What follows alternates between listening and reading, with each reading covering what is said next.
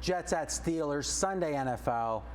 You know, VR, I lean here towards Pittsburgh, but I wanted to come on and talk about what I saw on Sunday and just make sure the viewers don't miss out on what I think was a key injury element when it comes to Pittsburgh's defense. I actually want to hear it, to be honest with you. I think being with someone that really knows the team, it's a huge asset. So I shouldn't even be allowed to mention the Pittsburgh side. I should only be able to mention something about the Jets here. You can mention anything you want, but here's the thing, is I'm a huge fan that if you have passion for a team or a conference even, that you understand it better. It's just, you know, when I have 5 minutes at work and I'm in between calls or whatever, I am at SteelersDepot.com or behind the steel curtain reading, and some, if they only do 5 or 6 blog posts a day, I'm like, where's the info? And I'm doing that in the off season. So I really, and it's funny when I hear people talk about the Steelers, like pros, not pro batters, but guys on TV, right, they just don't know what they're talking about. And it makes me wonder if they know what they're talking about with the other teams. And that's something that we do really well in the pregame forums. We got hundreds and thousands of people and posters. They all got their, some of them's got their, not all, but some's got their specialty. You can really benefit. A guy like Goodfella, he understands the Pacific Northwest very well. A guy like Mike Cook, when he bets on a San Diego team, yeah, you know, Pittsburgh and Marco's the classic too, another Pittsburgh guy. Here's the thing, Ryan Clark was out because of the sickle cell trait. Troy literally looked like half the player he is, because Clark is the guy that lets him beat Troy, lets Troy run wild, his hair run wild. And Steelers are third safety Monday is weak, so the third safety is weak. Troy had to do things he wasn't used to, and it was really problematic. And the second main point was James Harrison is needed for 2 reasons. One, he's a great run stopper, and whoever Carter or Worlds that will be there instead of Harrison is not as good a run stopper and not as good on getting pressure. So they double team Woodley on the other side. And if Pittsburgh doesn't get pressure from their linebackers, forget it, because the 3-4 is not built for those 3 linemen to get pressure. So now they're getting 4 yards when they run to that left side instead of 2.5 yards.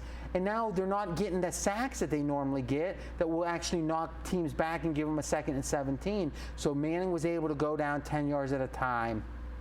That's something I expect to change this week. Harrison is expected, again, we're taping on Tuesday, so this is something you want to check the injury reports. Clark wasn't injured, so he's back, right, 100%. Harrison, I'm betting 85% he plays. And if he's back and playing well, and I guess we won't know that, and Clark is back, I think this defense, it's not a top 2 or 3 defense anymore. It's still going to be a top 8 or 9 defense. And I tell you, look at that offense. We might have the Steelers might have one of the 2 or 3 best offenses in the league. That's what I wanted to talk to you about. I'm not, the defense, I get it. You said that last week when we taped and talked about it, that the defense going in, don't expect to see that top 5 defense that they have been forever. Okay, especially I get that. I get that. But what about the offense? Because I believe it was Denver's defense that won the game more than it was Peyton Manning, more than it was, you know, obviously you got to outscore your opponent, but I thought it was the Denver defense that stepped up. They got the quarterback. That looked easy for them. They got their sacks. They only got one interception. If you look at it, I don't think, reflecting back, I think Denver punted once in the first half, and Pittsburgh might have punted twice. So I mean, I don't think either Pittsburgh looked like Manning could score in 90 seconds. Really? It was really as bad as I've seen Pittsburgh's D look, to be honest with you.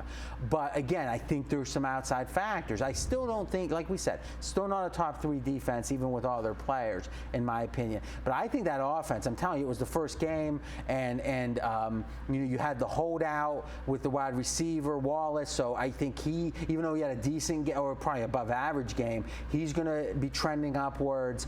I think that Mendenhall wasn't there. I'm not sure how important he is, but I'm telling you, I think Pittsburgh has a top. By the end of the year, Pittsburgh has a top 3 offense, in my opinion. Really? Yeah, I really do. You think they'll have success against this Jet defense? Because the Jets were really good last year, 5th in the NFL on total defense. So they're going to have a good defense. Ryan stresses defense, so that's not surprising. But I lean Pittsburgh with you. I agree with you there because I think the Jets got that monkey off their back. I mean, they had so much pressure to show up and not just win but score points, and they did that.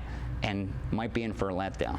Yeah, we could go back and forth, but what I really, and I'm agreeing with most of what you're saying, but I really wanted to get, I think the Pittsburgh game was an aberration and against Denver, and I think whenever a score is deceiving is when there's an opportunity, but also there's danger. If you go by that score, I think it was deceiving, and I guess we'll see this week, because if Pittsburgh gives up a ton of points to the Jets, maybe we're wrong. But again, how is Harrison going to be even 95%? That's the question.